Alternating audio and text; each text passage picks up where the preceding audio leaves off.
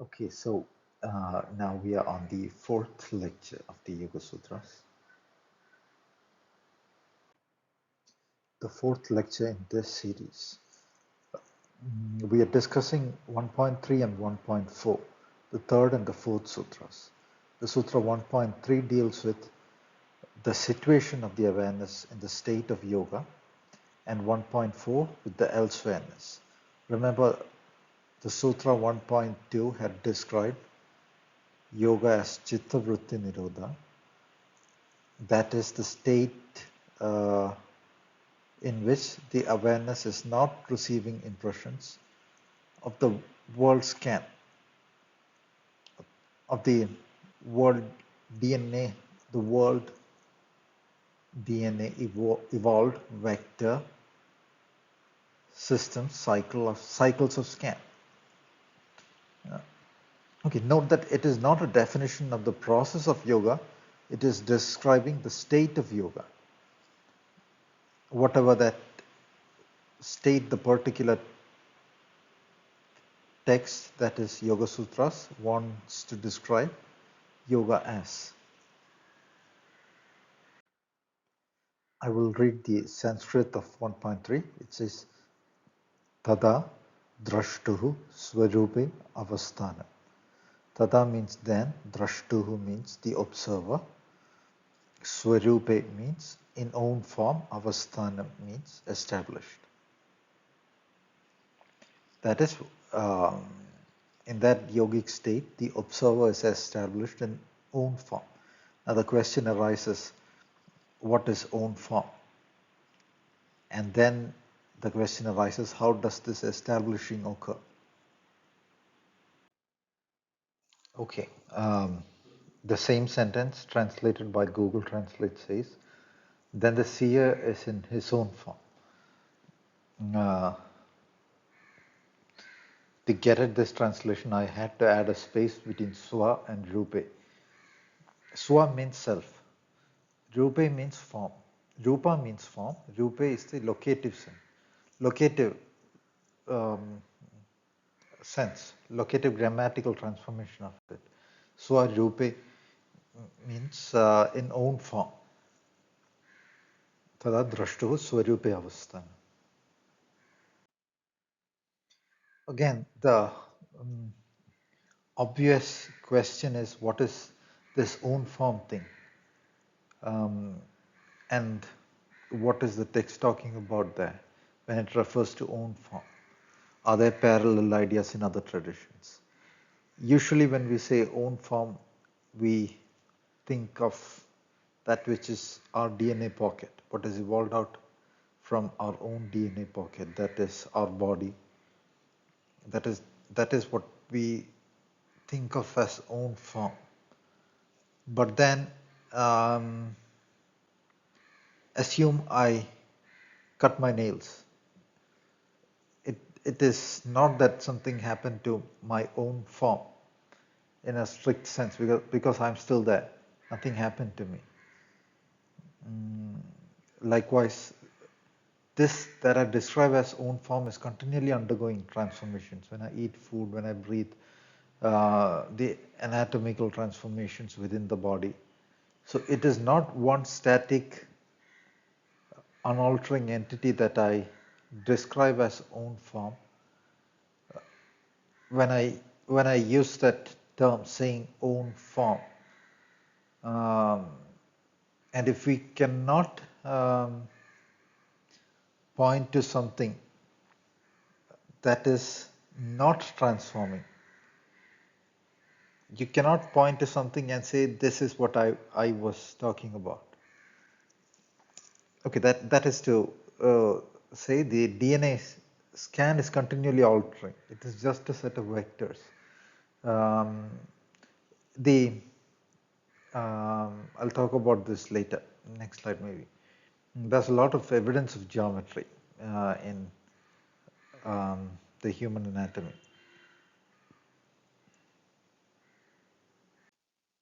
Okay, I decided I won't be discussing any geometry of the human DNA experience in this particular lecture.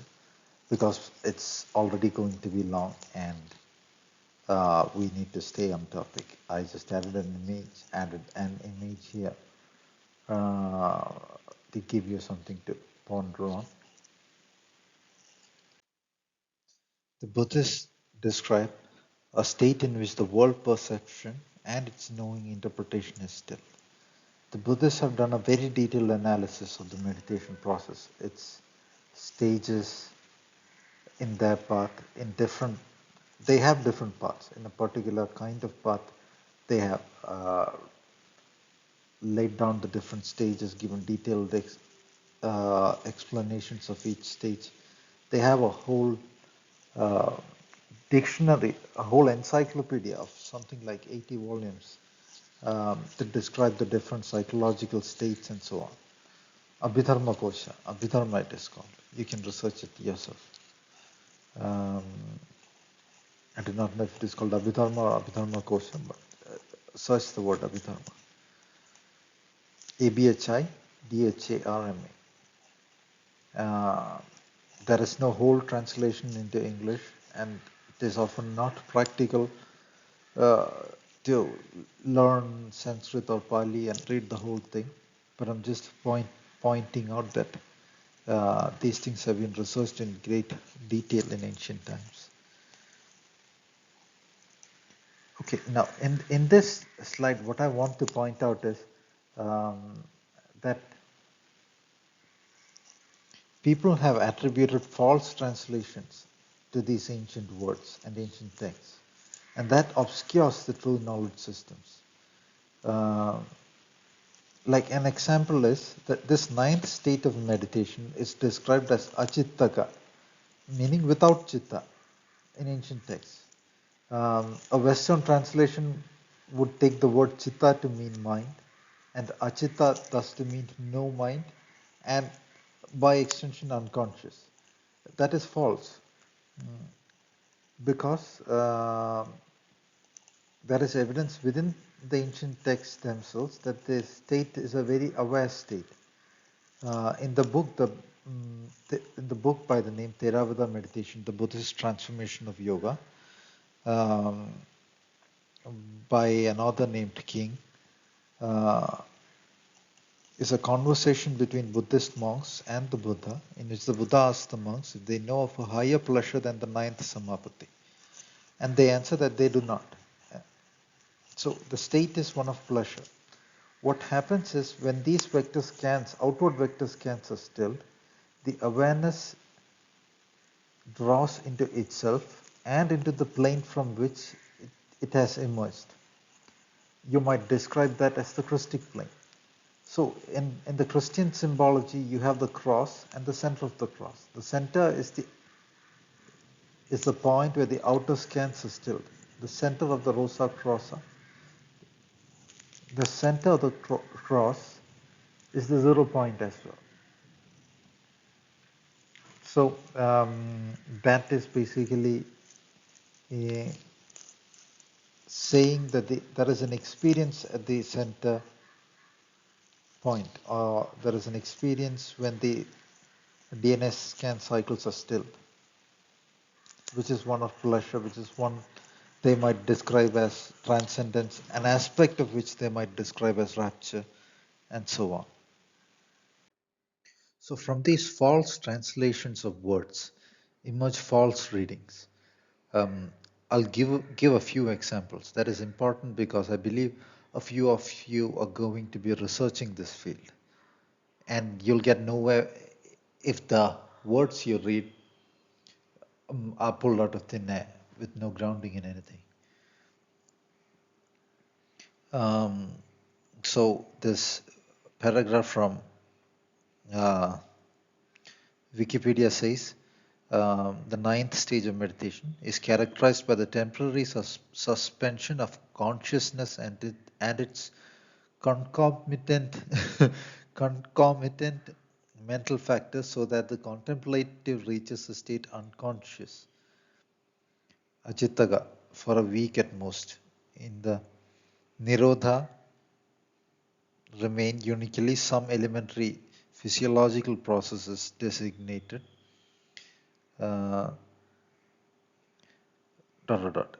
The ninth stage is also described as a stage of Nirodha, Yoga Chitta Vritti Nirodha, it says in the Yoga Sutras. So this is its short title is Nirodha Samapati. Samapati means an absorption. Its longer version is in Sanskrit Samjna Vedana Nirodha Samapati. In Pali, it becomes Sanya Vedayida Nirodha Samapati, something of the sorts. I'll go to the next slide. I want to use this slide to give another example of how really absurd translations exist for even mainstream concepts in this field. So because the translator does not have any direct experience or knowledge of what is being spoken of, so he can only resort to guesswork. He is not familiar with the original language in a very intimate sense either. That's why I write here, without direct understanding, even translations with a great deal of effort end up false translations. The word vijnana is translated as consciousness. Now, that is the norm. That's a normal translation used for the word vijnana when it gets translated into English. The word vijnana is from V and jnana. V suggests different aspects, branches, like the sound V occurs in deviation. That is different aspects of knowledge of whatever is being understood. And the word jnana means knowing. The sound no, jnan, is similar to the sound of the word gnosis, which also again means knowledge. Again, vijnana has a deeper sense. It is not just used in the sense of the knowledge arising from books. It is used in the sense of the innate knowledge, sense, perception, that kind of thing arising. It has to be understood in a deeper sense from the word itself. So I write knowing the distinct aspects of a perception. Knowing the distinct aspects of a perception. The knowing idea is vijnana. While the term consciousness seems to involve the idea of awareness itself. When the vijnana of the world process, you're holding the vectors, you're attributing a meaning, knowledge, sense to it. When these two things are still in the ninth samapati, the awareness is still there. It is in the 0 point. It is not scanning outwardly, yet it is experiencing something that is beyond. So that is the basic idea here. If you have translations of the fundamental words, fundamental concepts utterly wrong, then further research is impossible. It is not just that it is obscure. Things have taken an entirely false route.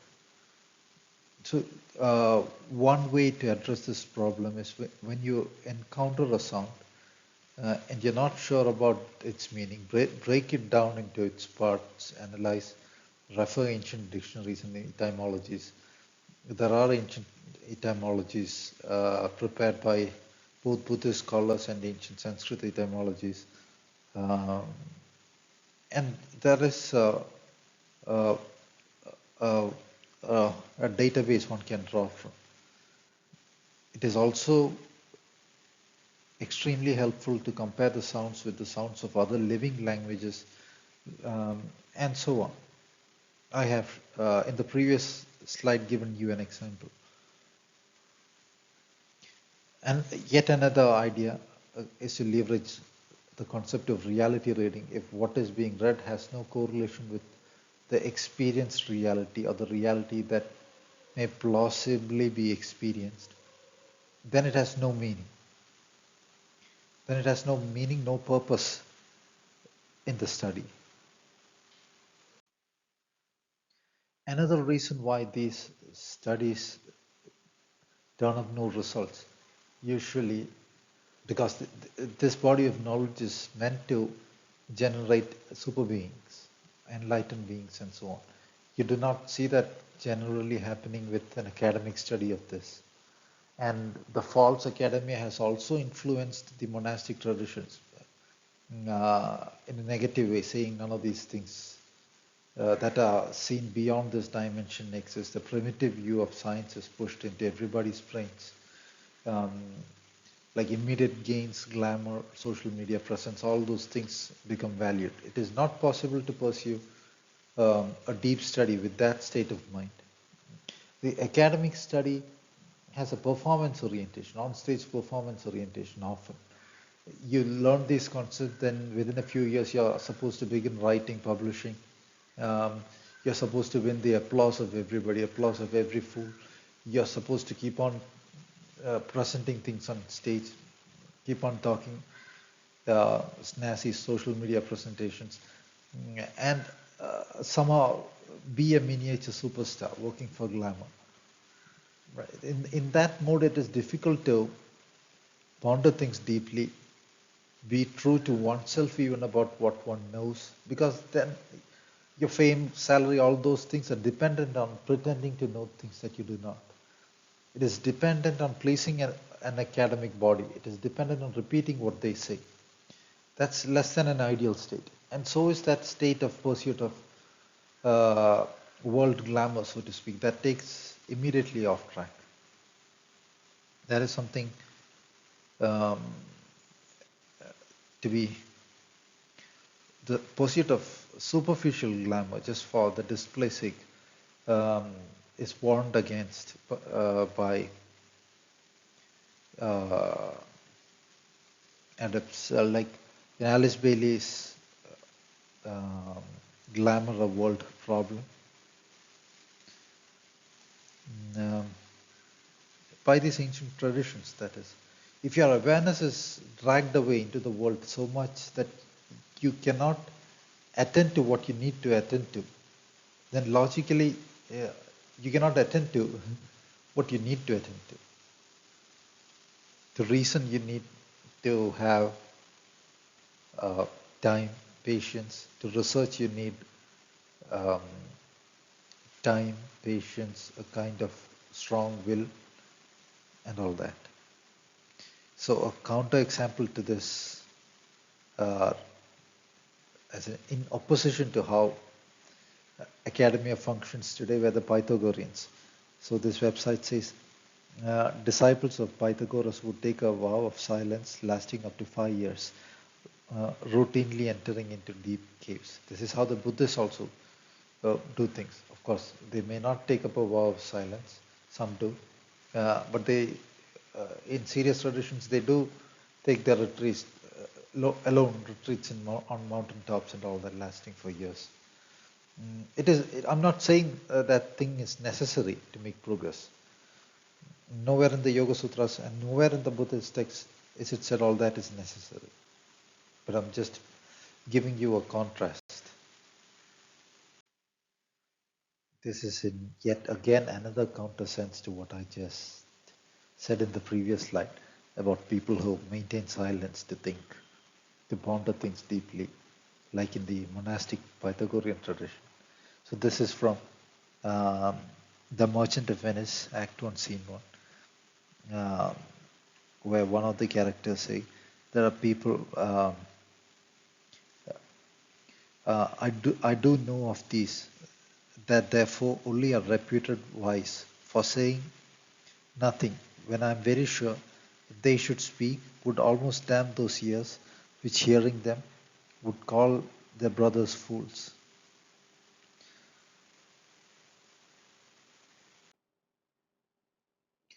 What one actually needs is neither silence nor a lot of empty talk, but a kind of normalness, a groundedness, a beginner's view. Always keep that attitude of I'm a beginner trying to find things out. If you tiptoe out of that state, you cannot walk. If you try to strut, you cannot walk elegantly.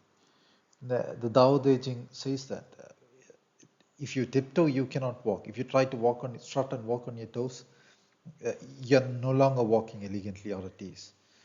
So staying grounded, just being grounded about what you understand, keeping your research alive, and just the normal form of existence, the normal forms of life. That is in terms of outward form.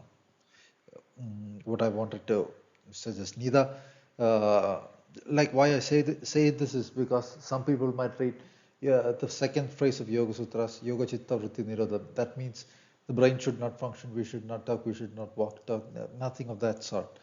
And all that can result from that is brain damage, right? That will not result in um, yoga, so to speak, because the first sentence is not describing the process of yoga, it is describing the final state of yoga.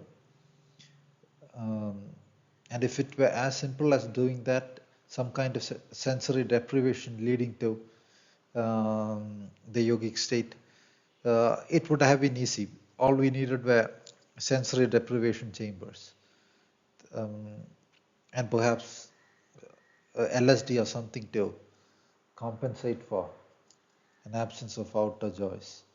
So that is not at all what is meant by the process of yoga. It involves a long-term training of awareness, not just in the state of meditation, but also in the lived state. Buddhism talks about uh, the right kind of, the soulful right kind of action, talking. This is not artificial. It is not based on any book. It emerges from within. It emerges from when the awareness is aligned with the soul. It is aligned with the 0 point, so to speak. We know the right action to do when we are aligned with our soul. The soul is viewed through the 0 point. When we are aligned entirely with the world sense, then people act in ridiculous ways.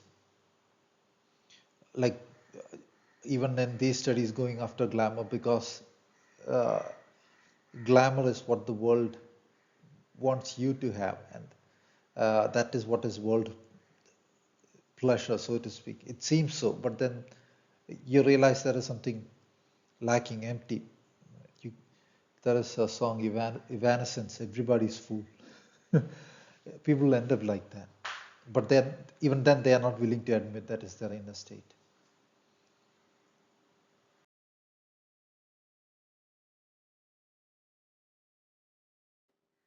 So here is from Gyate's Fast. Glitter is going to meet the moment's rage. The genuine lives on from age to age. So um, uh, there is nothing wrong in meeting the moment's rage often. But the fall is when we live for just that, not even for ourselves, but to make a display of meeting the moment's rage, and somehow establishing mm, uh, uh, somehow some kind of a worth feedback cycle from the world. The, that's what we see on social media and everything now. Display something which is a whole lie, and the world knowing it is a lie, choosing to stay blind to it, appreciates the lie. Then the lie gets repeated over and again. Lies of being happy, lies of having a happy life, lies of being wise, fulfilled, smarter than one is, displaying the success one has or has not. All those are whimsical patterns. Going around displaying things is not usually associated with anybody of depth or substance.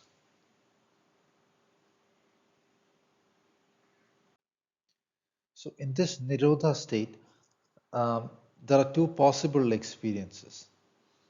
Uh, the experience of that which is beyond the world DNA scan, the appeared world, which is generated by this entity, this world machine, which can hold the awareness points and scan the DNA vectors, the awareness scanning out the DNA vectors situated in that machine, so to speak.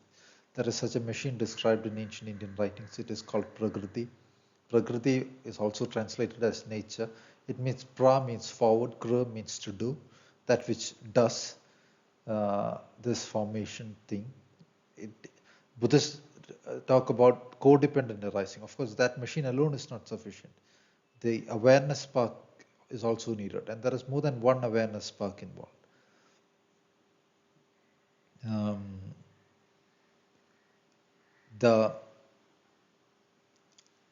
I'll get into more aspects of this idea in a later on sutra, in later on lecture.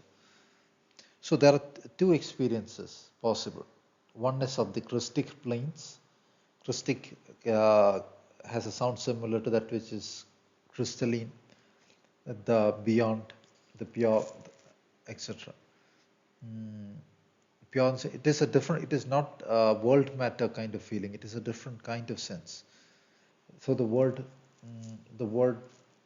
sense pure, in the worldly sense, is not what I imply.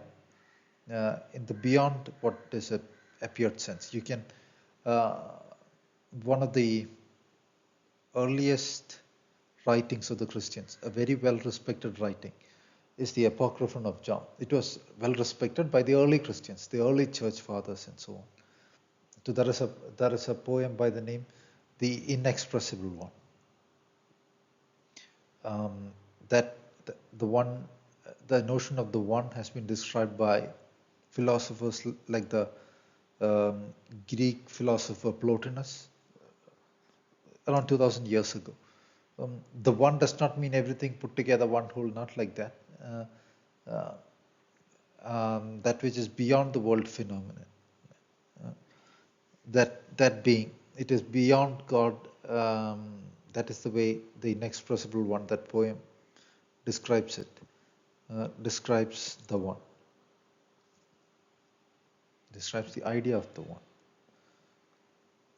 The title itself is The Inexpressible. So another perception is of that individual awareness spark itself. And these two perceptions exist. A sense of worldly happiness or worldly suffering, happiness alters into suffering. And because that momentum is always there, happiness has an element of suffering, or worldly happiness has an element of suffering inside it. Like the Tao symbol. The awareness is free from that in that stage. The awareness experience of itself and where it is situated does not have that worldly movement between the sense of suffering or sense of worldly happiness. But it is an extreme kind of pleasure. That is how the ancients described it as well.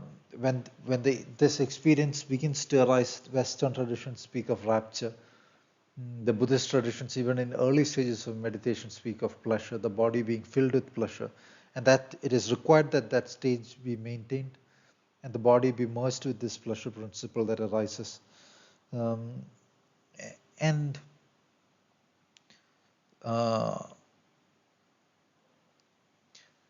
Okay, I will not get into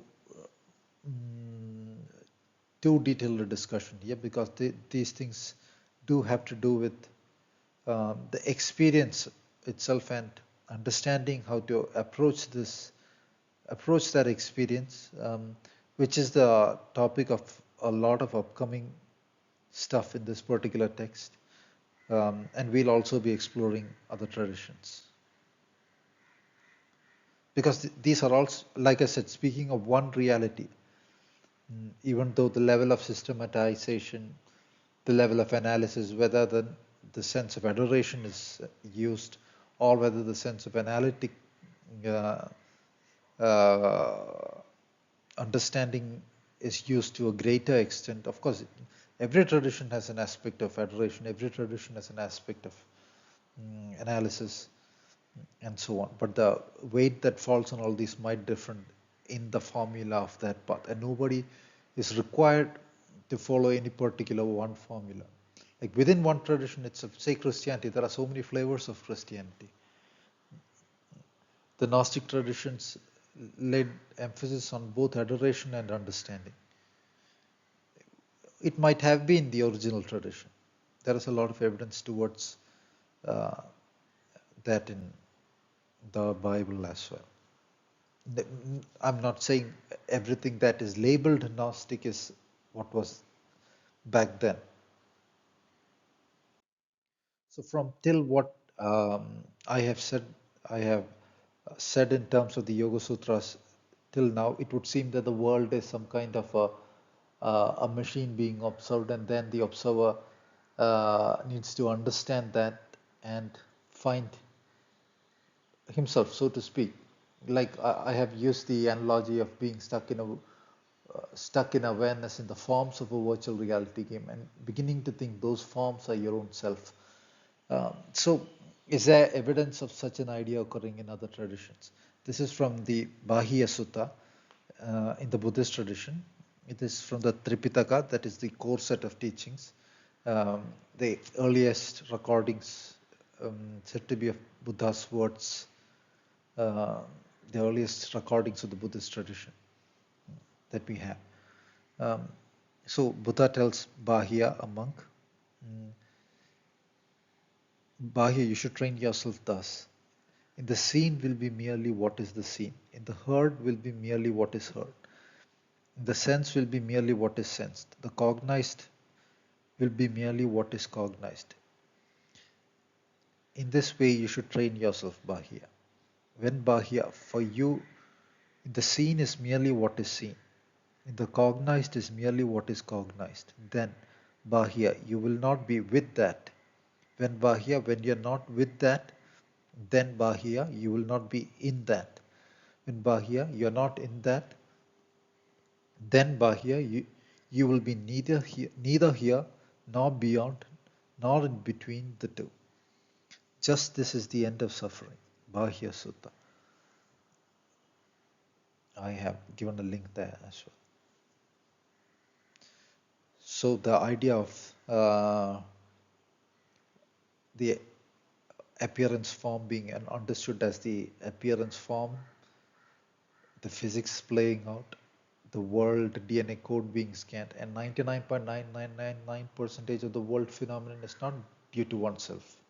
Yet we sit and identify with all that and think it is our responsibility to um, somehow be identified and worried over all that. I'm not saying that it's not a responsibility to do action, but I'm saying ultimately all this phenomenon is not due to that in particular individual spark. And so in that sense, uh, there is a physics to the world phenomenon, um, and within the appeared, like there is a physics uh, and a mechanism to the video game displaying itself, and in an ultimate sense there is no soul in that. Your soul is not that. It is holding that phenomenon in perception, but you are not that. um, so that there is a disidentification. So it would seem that the same disidentification spoken of in the first few verses of the Yoga Sutras, when interpreted and read as I have till now, is being spoken of in the Buddhist uh, text that I presented here. This paragraph is from the Bahya Sutta. I'll just read it. It is not that pertinent to the core discussion here still. Where neither water nor yet earth nor fire nor air gain a foothold, there gleam no stars, no sun sheds light, there shines no moon, yet there no darkness reigns.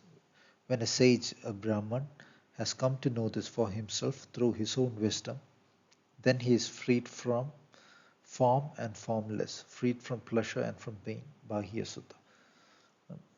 Now again, here the word Brahman is used in the ancient meaning it had, which meant a sage. It had no modern sense of so-called by birth caste system and all that. That is a very recent idea. In fact, it has to do with um, tribal ideas actually.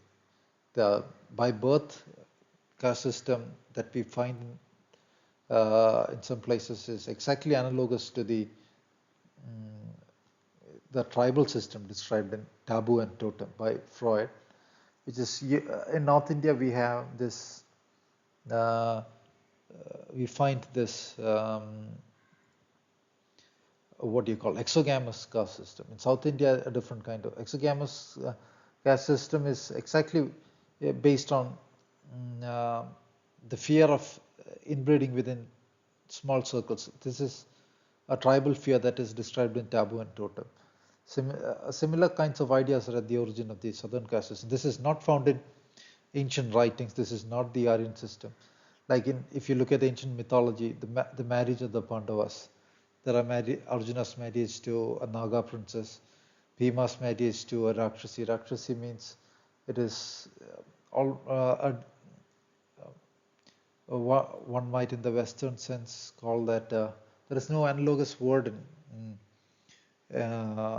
English language, but a different race whose appearance is slightly somewhat grotesque, and they're more powerful physically.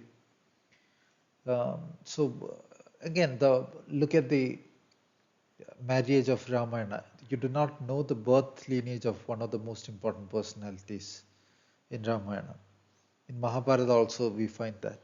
These texts have undergone a great amount of editing.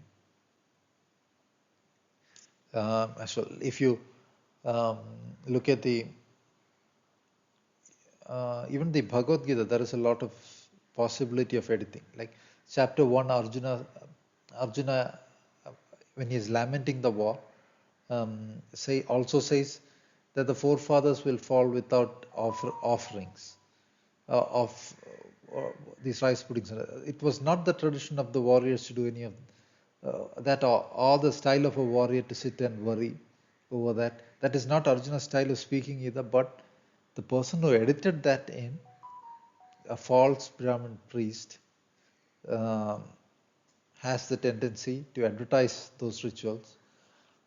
A lot of those things, like in some sections, Arjuna, which are thought to be later additions, they enter the Mahabharata. Arjuna is described as forgetting the mantras to evoke weapons. But then the mantras, earlier Mahabharata says at one thought he can do that. There is no mantra needed to be repeated at that point. The forgetting of the mantra is a tragedy for the false priest who does the ritual.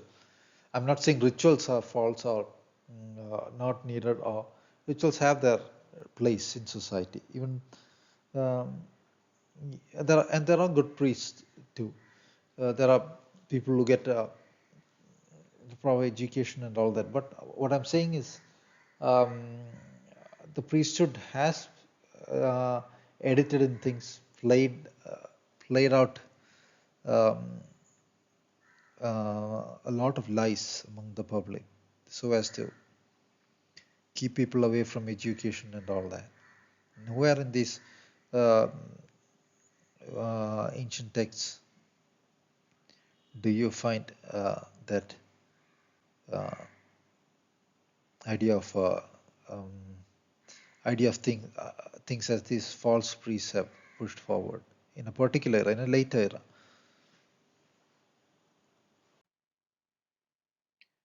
So I have just put out a few ideas here to research, think about, or whatever, the Heart Sutra and the Shunyata,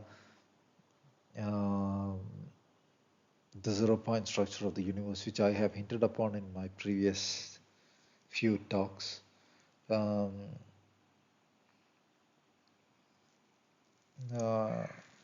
so on. I'll get into the next slide. Again, something I wanted to say is, in the yogic process, it is not that suddenly all perception disappears. That might be the one of the ultimate states of meditation aspired for, the ability to still the awareness from outer scans, because that is needed to free oneself from the world machine, so to speak. So again, even when I say free oneself, the role of that which is beyond is also implied.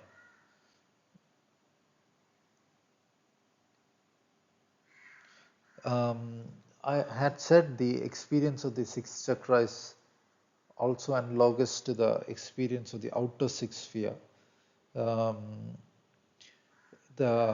there's a Coldplay song, Coldplay, Coldplay the band lyrics, uh, for you're a sky full of stars.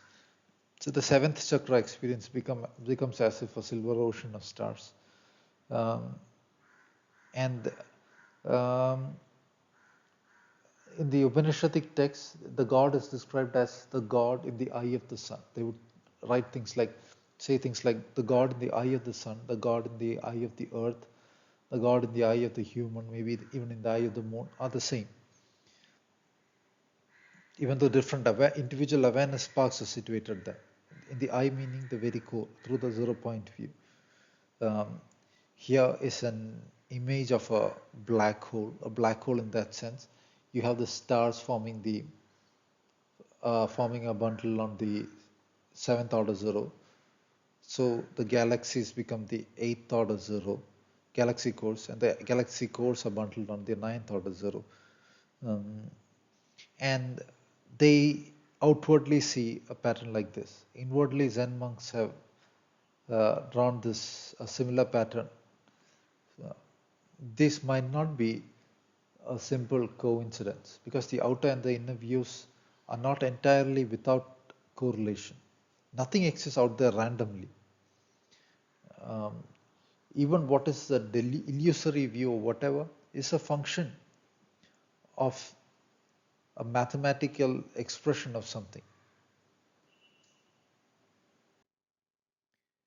One reason why I added this poem from Zen is because I like the style in which I love the style in which Zen approaches things without attempting to uh, narrow things down and make the brain too rigid.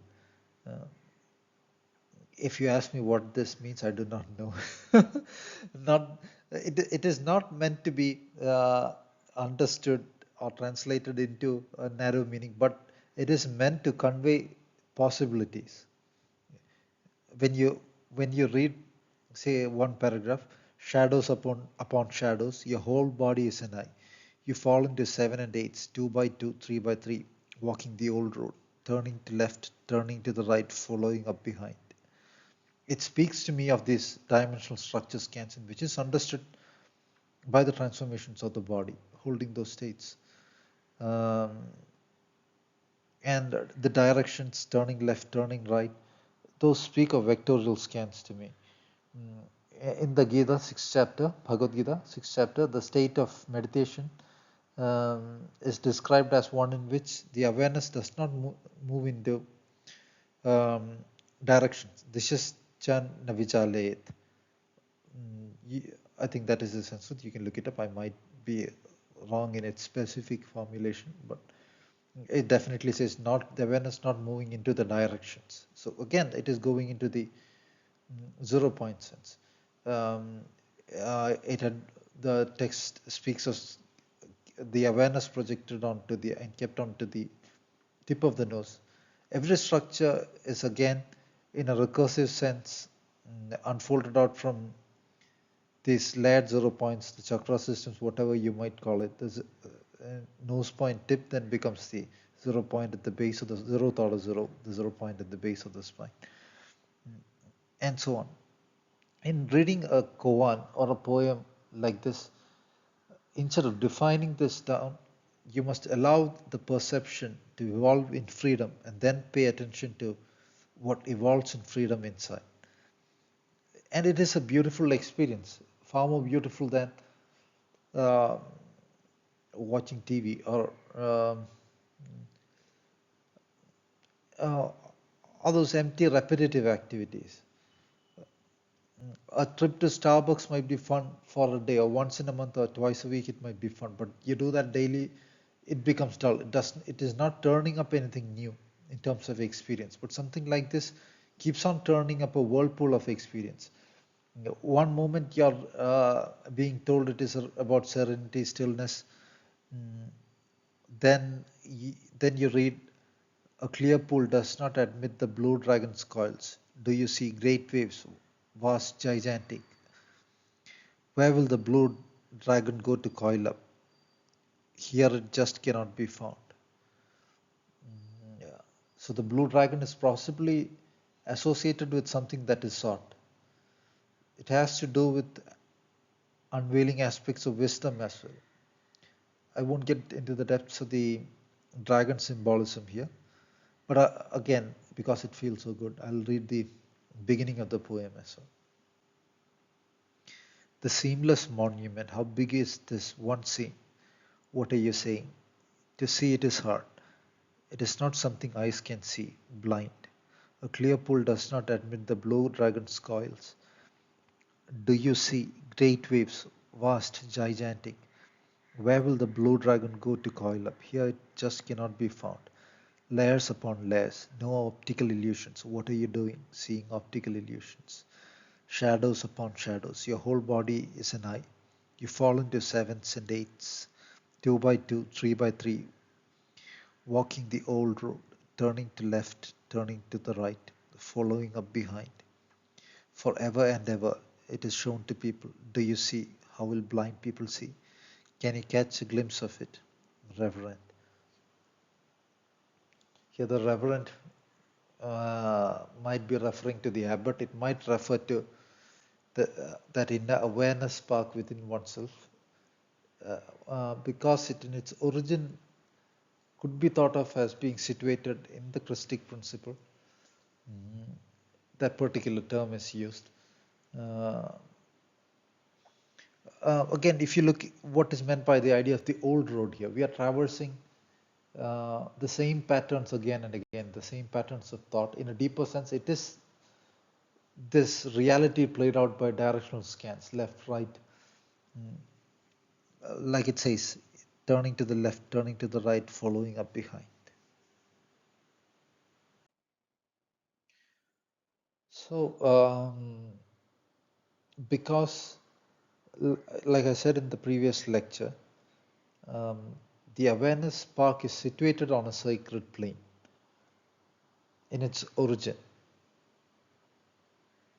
It is not to say that the awareness spark is something. Uh, and another thing is the soulful impulse of action emerges from that plane, and that is called dharma of own action. Like if you see a drowning rabbit, you'll naturally try to save it. Uh, and the wisdom did not arise from anywhere outside. It was not gained by reading a particular text or religious manual or anything. It was inside. Some people become obscure to that impulse, that deeper impulse, not the emotional impulse. Um, at the same time, you could argue, then how do you explain not saving a spider?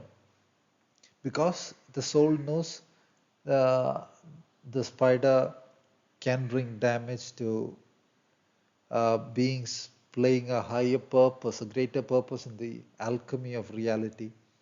The spiders in a being that would not die with its body, and it might not be that bad a thing for it to be freed at that moment. In terms of the world alchemy, when even fish, animals, all those things die, they produce a lot of endorphins, pleasure hormones. So even death in itself cannot be viewed as, in a soulful state, people would not stop eating fish out of a misplaced sense of kindness, because that is also a form of self-torture. That is not the example set by uh, the ancients either, right? They used to eat fish, the fishermen of uh, Bible uh, legends, Bible's legends. Legends, I do not mean in the sense it is mythology, but I'm just using.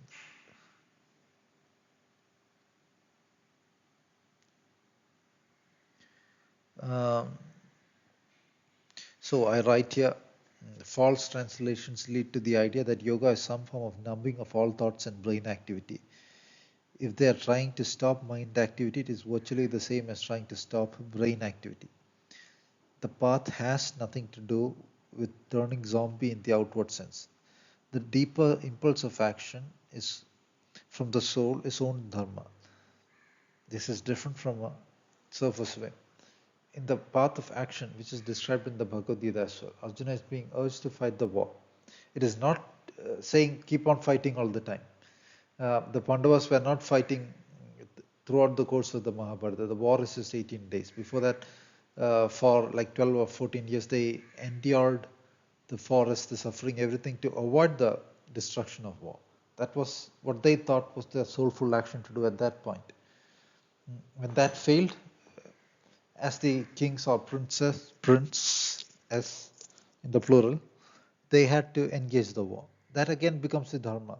Holding up what is the right thing to do becomes a greater principle than protecting the shell of the world from damage. Often, after trying everything else, it is not just impulsive, whim, angry all the time. That is not the idea. People just watch the war part and then they think I got the idea. I'll just keep fighting all the time. That is not what is being spoken of. Nor is some kind of weakness being spoken of. A soulful state is not a outward focused state. So there is no weakness in that state because there is nothing of the world activity that is affecting the person.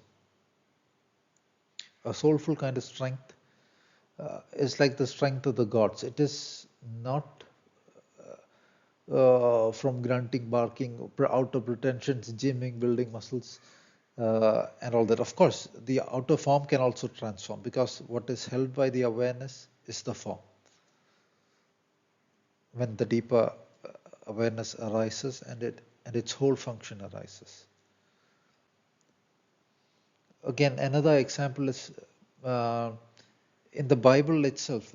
There is the thing given: the letter kills.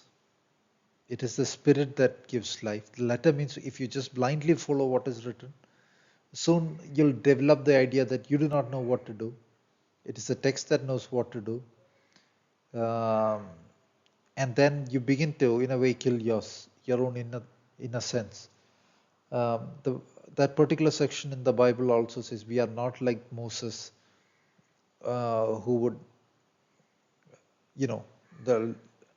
a kind of outward written laws-based religion, while the principle in the Christian path arises from within.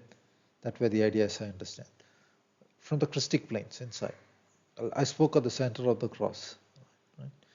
When the awareness of that is lost, as a reminder, the text can guide to the right orientation. In the right orientation, the outer view, the soul view, the stilling of outer happens, the freeing of the awareness from outer impressions. People do not worry so much about the things of the world, so to speak. That is, the Yogasutras are not talking about stopping the world. The Yogasutras are talking about stilling the impressions as a state of yoga. There is more to it that we'll see in the next few slides. The impressions can also exist, but as if elsewhere. So some of these ancient Indian texts have attempted to describe the experience of that Christic planes, that supreme being plane where the awareness spark is situated, as bliss, joy, awareness, and so on. Those three words appear prominently. Of course, there's profundity, a beyond the world phenomenon sense, and so on, that are described by various different traditions across the world and through time. The fourth sutra of the Yoga Sutras say, Vritti Sarupyam Itaratara. Sorry, I read it wrong. Vritti Sarupyam Itaratra. Itara means else, tra is located. It is located elsewhere. Vritti Sarupyam. Vritti is the world cycles of scan, which I described when describing the first sutra. The second one, Yoga Sutra 1.2, the definition of yoga. Sa Rupyam means identify together with the form. Sa is togetherness, like in the word sum, English word SUM, that sound. Sa, sum, sa. Rupa is form. Vritti sa Rupyam is togetherness with the form, is situated elsewhere. It's as if elsewhere, is elsewhere. This is a very third statement. The way to read it is open to interpretation.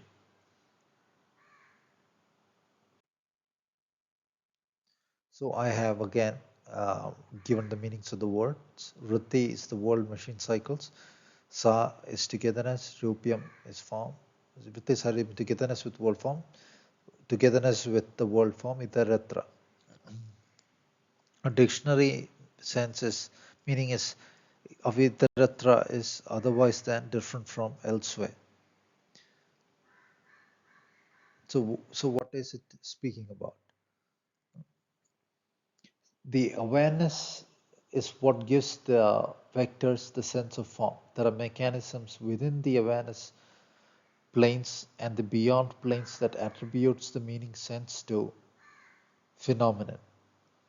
The physics of what is viewed as water is vectorial geometry, which of course appears in the geometry of the water molecules. If the number 8 appears, it might have to do with the 8th dimensional view. And down to the edges, as suggested by the number 1. I'm speaking of one dimension, and the number 1 pattern occurring in the hydrogen atoms.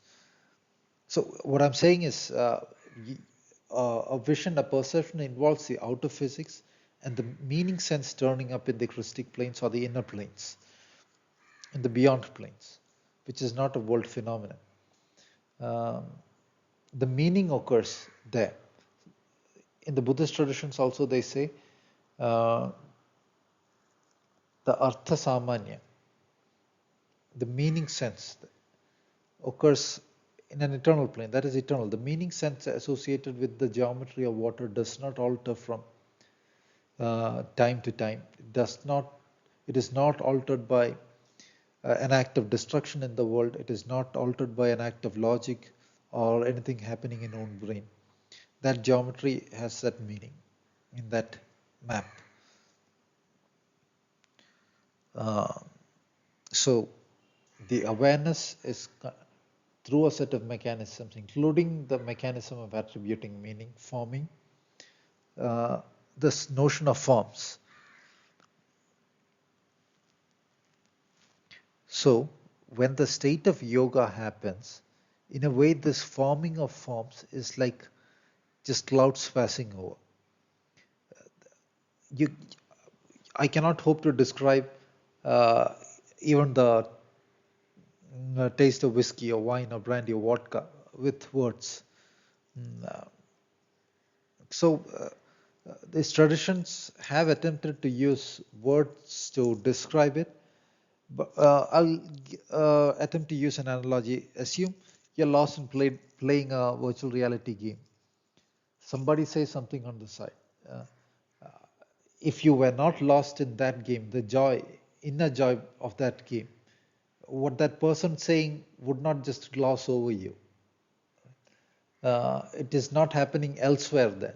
It is happening then as if right inside your brain. That person said something, you did not feel too good about it. It is all you now. I mean, it is all the individual itself that begins to suffer because of that sound form. That sound form did not just happen elsewhere, gloss over you and go. If you are in a state of extreme inner joy, what will happen? You will not even bother to actually think about what the other person is saying. We like with friends and jokes, even seemingly harsh jokes and all, we just laugh it off. When our inner vitality is strong, when the inner joys are strong, people are not affected by words, things of the world, or outer phenomenon and all that. So the the forming of the form sense is almost as if happening on another layer. slightly different from you, slightly different from your own identity at that point. If it is an action scene in a movie, that could be something else happening elsewhere. You might not even know that is happening, even though that is happening. It has that elsewhere sense stronger than. If you are bored, nothing else to do, the slightest noise elsewhere is not that elsewhere. It is as if happening right in front of you, and you're bothered about it. Right, as if happening right inside you, and you're all about that phenomenon, something of the sorts. Right, you get lost in that.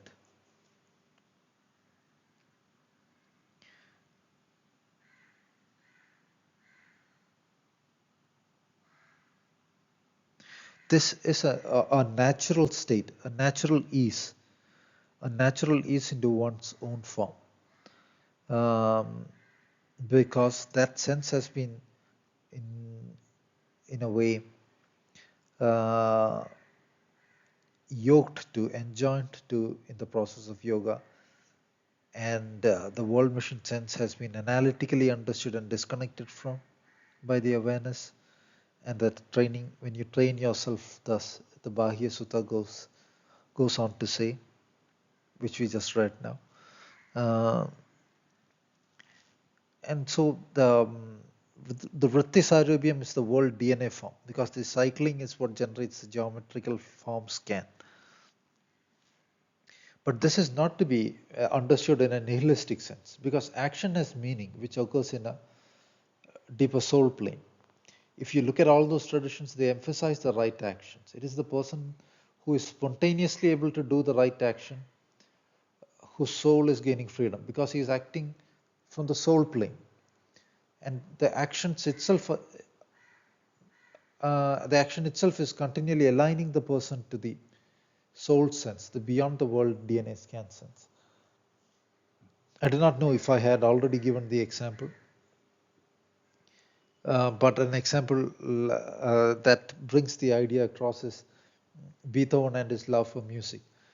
If Beethoven is continually engaging his research, studies, and his own art, he is continually aligning himself with his own soul, and his actions, not even just meditation, his actions are continually freeing himself from world phenomenon. Beethoven goes deaf, progressively deaf. By the time the Ninth Symphony was composed, he is said to have been stone deaf while extremely joyous about what he was doing in his life. An intense inner joy. Again, whatever was meant to bring him down, the suffering was happening elsewhere, not inside him. And in that state, like these religions might say drinking is bad. If Beethoven drinks a bit, he is not falling into the world phenomenon, he is amplifying the inner joy, which is why in the church ritual as well the wine is used. Jesus turns water to wine. Of course, that might be outer symbolism of a deeper idea that might have needed conveying, but what I am driving at is when the inner state is strong. I described yoga as, in a lighter definition, as deeper awareness. When the deeper awareness is strong of one's own form, and the awareness is not resting into a sense of world form, but is resting into own form, the wine can add to the joy. One will not fall into drunkenness either. But at the same time, assume Beethoven early on in his life fell into a world glamour sense. He said there is no future in music. Everybody says there's no future in music. And I just want to make as much money as I can, and I want to be a banker. He might succeed in making money or not, but there is a great likelihood that somehow it is as if the own soul is driving the person into the kind of action that would disrupt that mode of existence. People might such a person might end up with an inner depression, might fall into alcoholism, drink a lot, because the deeper will is to disrupt that action. You had buried your own will, your own natural will, which was good, right?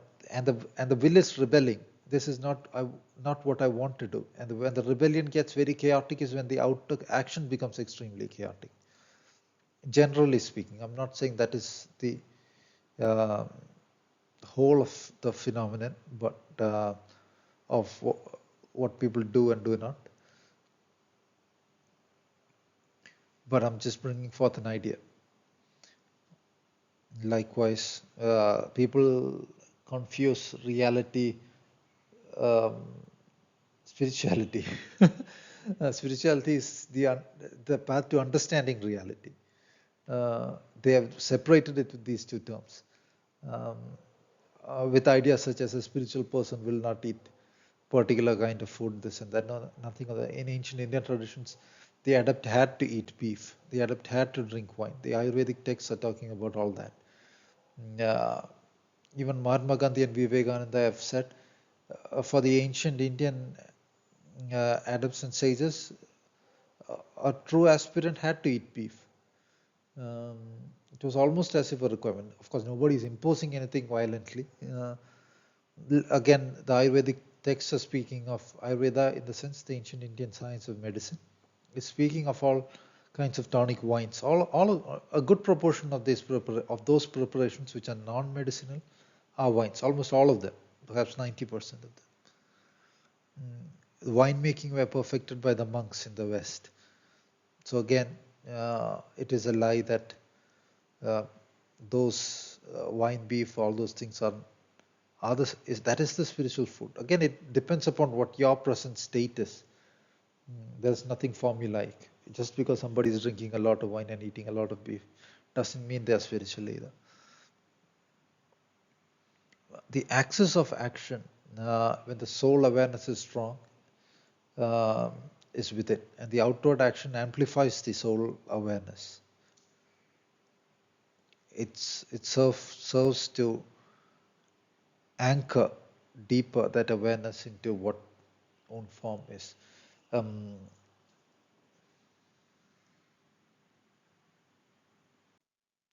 Before I started making this lecture, it was suggested that I make shorter videos, and people are more likely to view them. But then I thought about it. First of all, I was not doing this to get views. I just got a bit bored and thought this would be a way to uh, engage something, talk. Um, Second thing is the other pattern might be more dazzle, gaining more attention, but it won't get the substance across.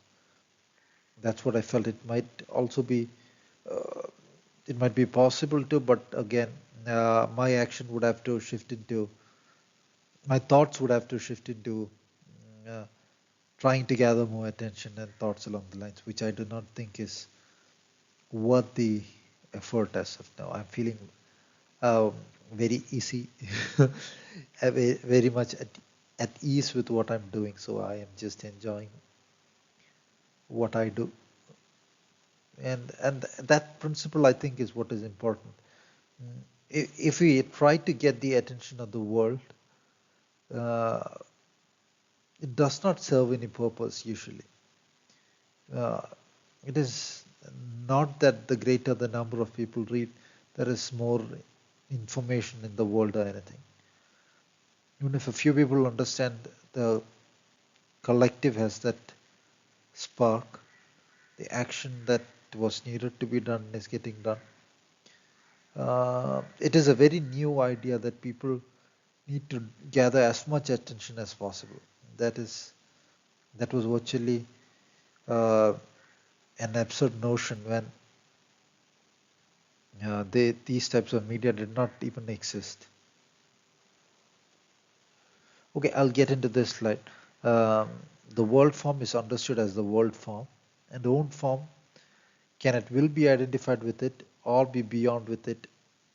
I think one of those major commentaries, Vyasa commentary or something, talks about the soul principle identifying or binding to the world um, like a magnet to iron and disengaging also. Um The Bahya Sutta speaks of neither here or there, nor there. Uh, it cannot be understood in a superficial sense, as if you're being neither here nor there in an airy, uh, uh, unaware of anything sense. Uh, what is spoken of is different, and it is kind of profound. The ability to engage the world phenomenon at will, to do the soulful action, the right action at will. Um, it is not engaging airy withdrawal sense either. Like I said, you're even more powerfully anchored into the zero thought of zero. The contemplation of this shunyata occurs in the Heart Sutra as well. So it is an anchoring. The anchored, a monk is called an anchorite in Old English. I mean, it is still probably that word is there, anchorite. One is anchored into the beyond directions.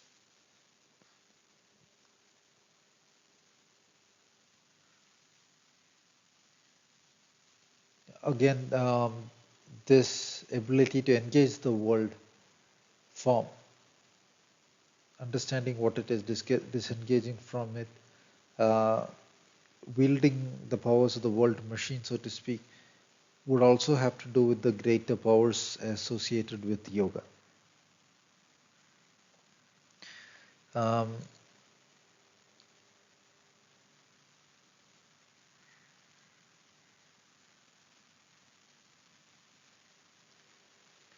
in the Yoga Sutras, I believe in one of the upcoming sutras, I believe it's a sutra itself, says when the finest anu is understood, anu is usually translated as atom, um, the need for peripheral action is no longer there. I believe it is a sutra and not the commentary, and not an ancient commentary. We'll have to see that as we go forward.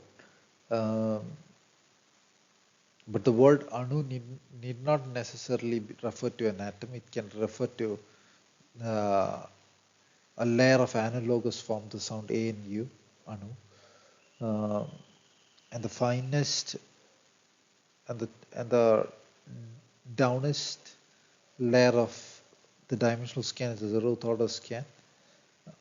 And the scan projects the meaning of the higher order scans devoid of the directional sense. Um, and when that is entirely comprehended, the um, outward action is unnecessary, uh, says the Yoga Sutras. One can, in a sense, wield powers. That is a very profound statement one needs to understand, and in a deeper sense. And we'll give its discussion its due time. The next lecture is about the next sutra. Next few set of sutras go on to classify these vrittis. It could be a direct perception, it could be a false one, it could be memory, it could be sleep, and so on.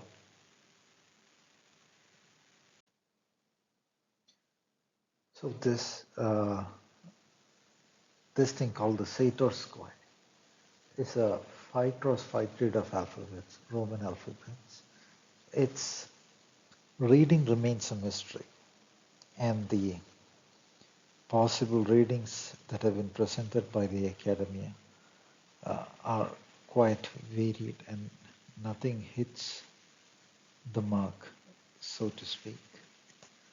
So this thing was brought to my attention yesterday, and I set out to try to figure out what it is. It was almost immediately obvious what it is, and then a bit of research into the possible etymology of a word uh, seemed to um, make my initial idea of it uh, appear quite accurate to me. So Wikipedia as of today, May 1st, 2023 says, A significant volume of academic research has been published on the square, but after more than a century, there is no consensus on its origin and meaning. I had earlier pointed out that traditions, if they go deep, ought be vibing with the same reality and ought end up describing the same thing, albeit in different words and in different forms. We'll see that happen here with the Sator square. Sator square, I'm not sure how it is pronounced because I'm seeing it for the first time. I'll call it the Sator square, sounds better. The inverse pronunciation of rotas. I am no expert in Latin, never studied Latin, but words are easy to make sense out of, and etymologies are easy to research.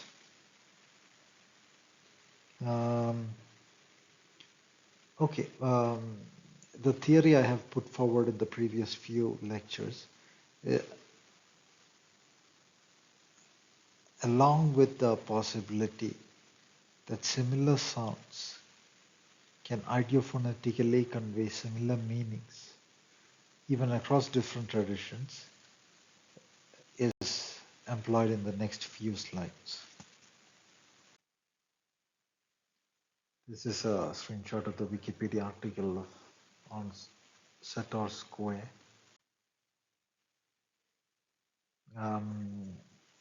Sator means the seed sower. Arepo is a word they have not been able to translate. It does not appear in any of the other Latin texts we have, that they have. The next word is tenet. It means to hold. Opera means to operate. Rotas means wheels. So it could be read as, this is the way I read it, a translation I give to it. The origin, the sower, blemishless sun, deftly holds the operation of the whirling worlds. I'll read it again because it was a bit of a tongue twister in portions.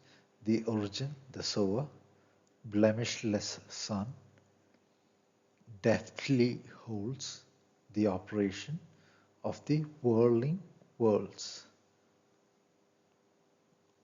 I have translated the second word as the blemishless sun, the second word arepo, that is, as blemishless sun. I'll tell you why in the next few slides.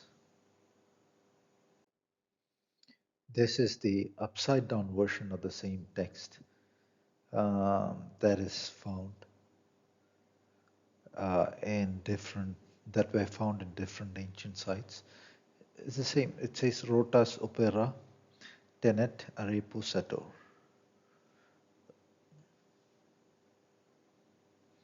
Rotas is the whirling worlds. Opera in operation. Tenet holds. Arepo, this sower. Sator. One thing I want you to observe here is that the same sound, the same deity name appears with almost the same meaning and sense in the Vedic tradition, the Vedic Indian tradition, and in the Roman Greek tradition. That is the deity Mitra. I'll read the excerpt from Encyclopedia Britannica. Mitra, the mediator. Mitra was also the god of the sun, of the shining light that beholds everything, and hence was invoked in oaths. The Greeks and Romans considered Mitra as a sun god. He was probably also the god of kings. The encyclopedia also says, furthermore, in some Indian Vedic texts, the god Mitra, Indian form of Mitra, appears both as friend and as contract. The meaning of the Sanskrit word Mitra is friend. Mitra is a prominent Vedic deity. Of course, that in the purest sense, uh, a deity's sense in the Vedas has a profound meaning. It is a symbol unveiling something in the underlying absolute, so to speak. In that which is absolute, as in that which is beyond the world DNA scan.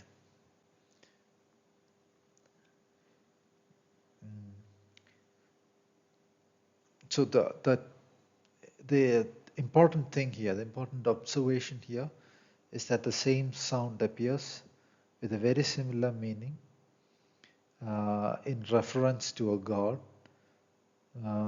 in both the Vedic tradition and in the Greek tradition. What we are going to do is see if the sound arepo appears anywhere in the Vedic tradition. Before that, here again is a screenshot of the Britannica Encyclopedia article saying the same thing as what I just read out in the previous slide. I'll go on to the next slide. So in Mandala 1, that is book 1, verse 2 of Sukta 64 of the Rig Veda, the word Arepa occurs.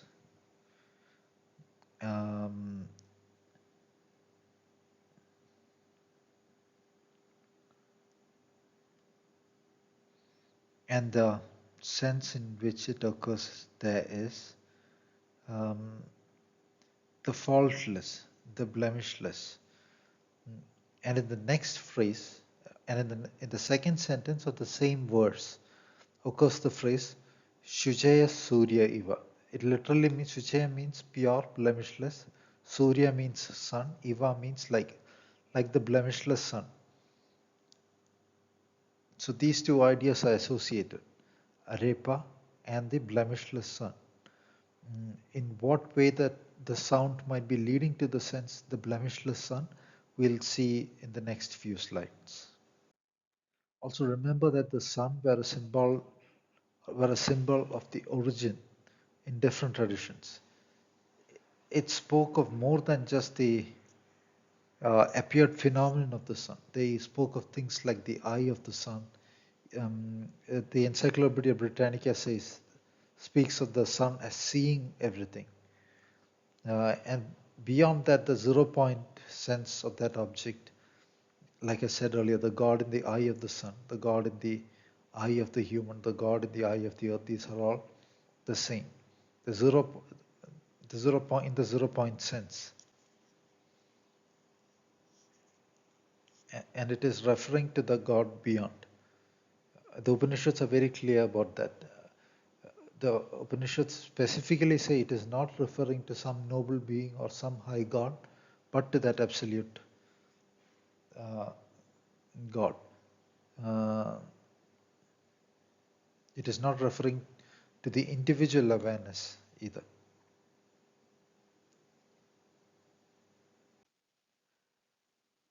Etymologically, a repo could be from the sense a rave. A is a sound that indicates opposition or without absence of,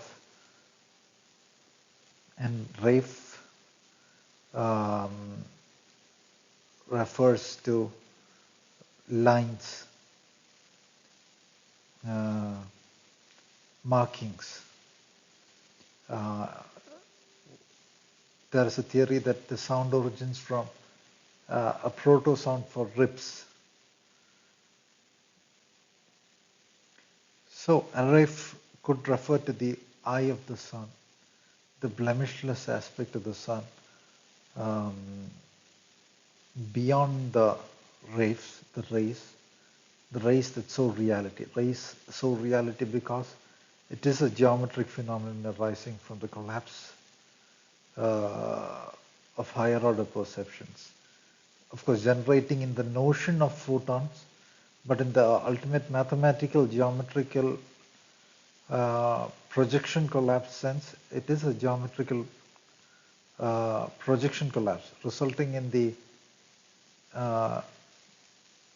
change of the axis of the world scan, um, and of course projected new axis of scan, and so on. This appears as the phenomenon of light, or possibly what I would say is a reorienting of the hypersphere that the world perception space is. So there is a word, um, arefo, a Proto-Hellenic word. It has been attributed the meaning to cover, provide roof, etc. This might have associations with the dome of the universe and so on.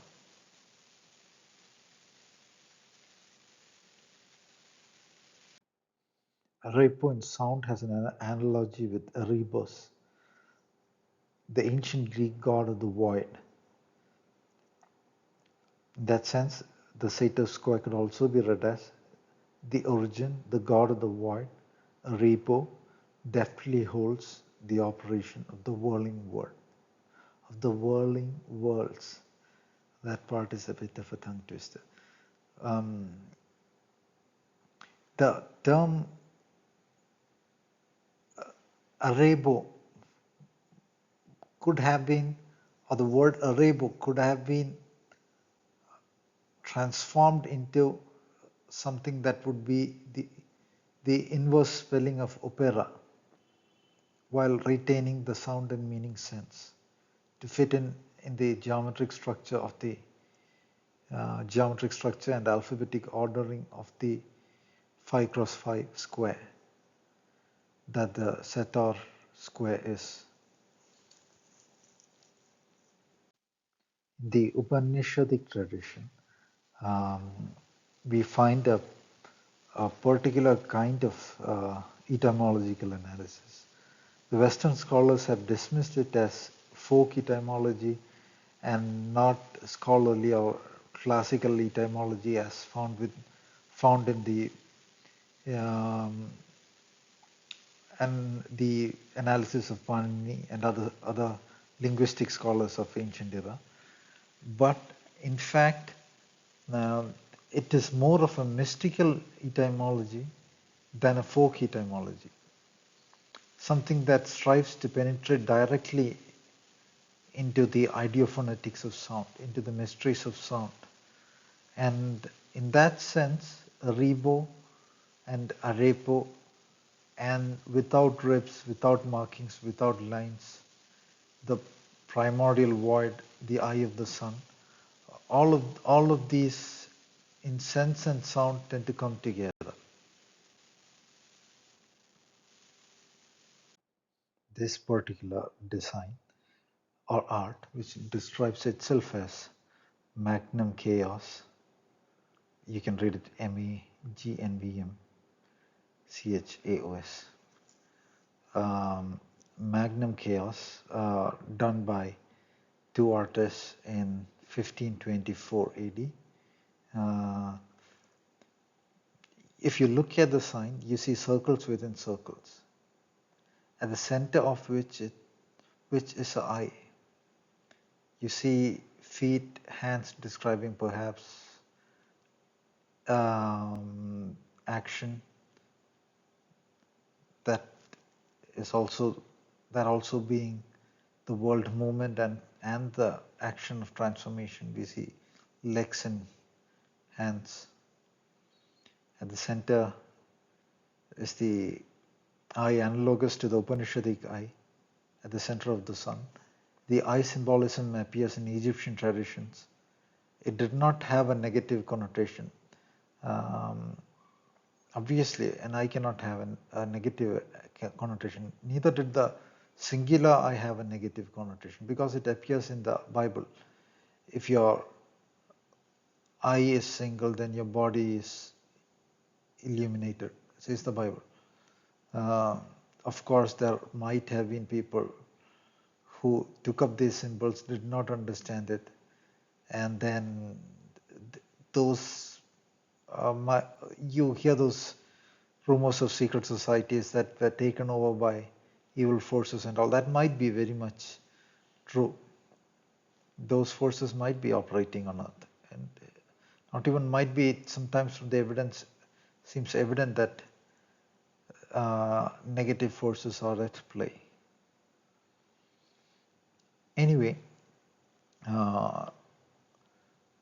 this becomes relevant in the sense that it presents the solar deity in apposition with ideas of chaos and by extension the void, which lends credibility to both of the readings that I just presented, both of the possible readings that I just made a few slides ago. One interpreting a repo as the blemishless sun and the other as the primordial void. The primordial void is not the simplistic sense of the void, like there is nothing in a black box or a jar or an empty room or a vacuum. That is not the idea. In one sense, it can refer to the 0 point sense, and in another sense, the absence of world scan, that which is beyond the world machines generation of the directionality senses. And when no perception of world phenomenon exists, the canvas on which the perception of phenomenon occurs, it is not a dull void. It is, some traditions describe it as a blissful void on which the phenomenon traverses over, so to speak. It has to be understood with a bit of, or with a great amount of pondering and over time. So I won't be spending a lot of time trying to make the idea any more obvious. This is that artwork again. Something of interest here. This particular symbol set, or this symbol, has been used in magical contexts, obviously, across the centuries, and in very Christian settings as well, in very orthodox traditional Christian settings as well. In this particular usage, they have adopted the word B instead of P. Why would somebody do that? Because they should have opera in reverse there. It should be a P. So again, did those people understand that there was an association with the sound rebo there? The sense of the god rebos as the primordial void. So that is something interesting, given the usage of B there instead of P. The same set of symbols can convey different ideas or layered ideas to different people. In the book, The Temple of Man, the author says that the hieroglyphs in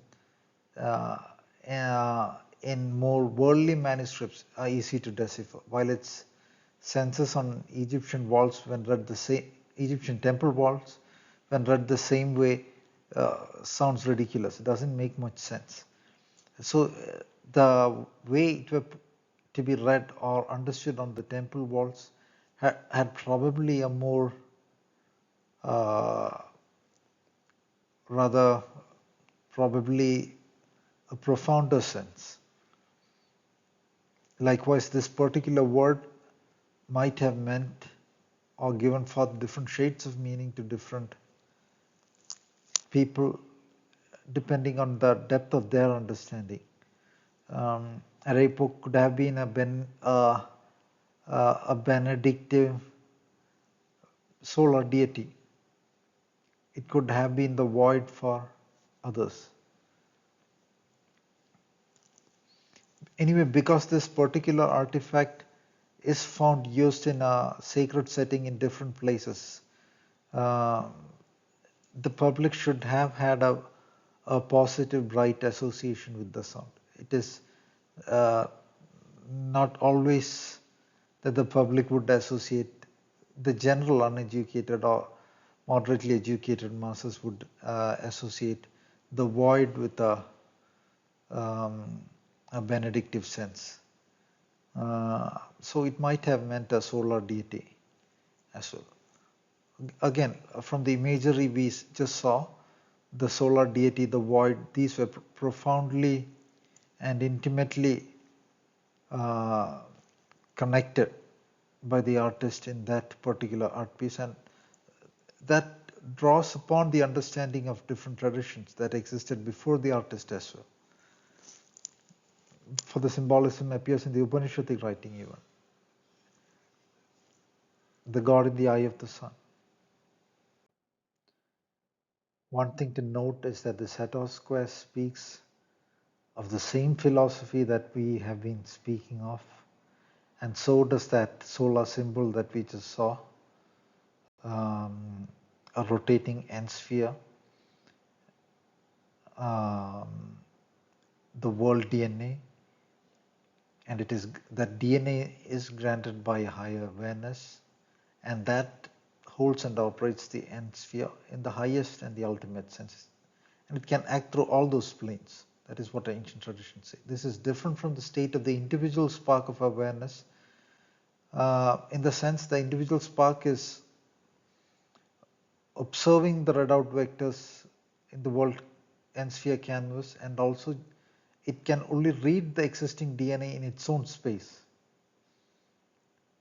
It cannot bring forth the world DNA, so to speak. And in that sense, it is different from that awareness which has brought forth the world DNA and can alter it at will. The Yogasutras define Ishvara, the ancient Sanskrit term for God, which can literally translate to Ishvara, as in wish granter.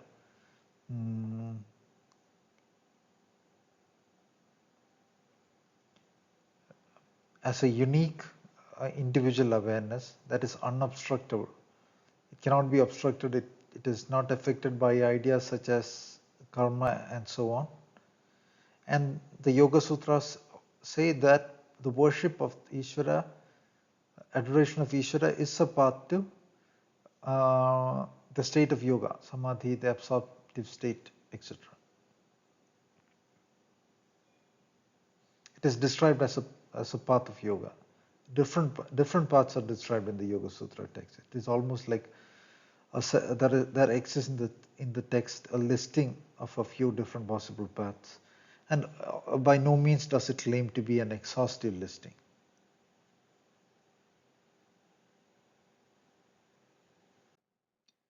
The upside down version of this particular square is also found in different ancient sites.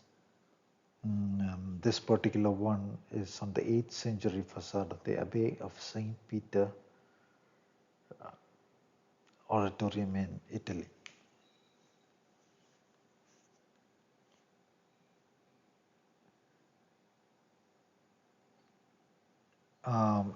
The inverse form, the upside down form, could be read as the revolving operation of the world is held by Arepo, the blemishless one, the sower of the world DNA.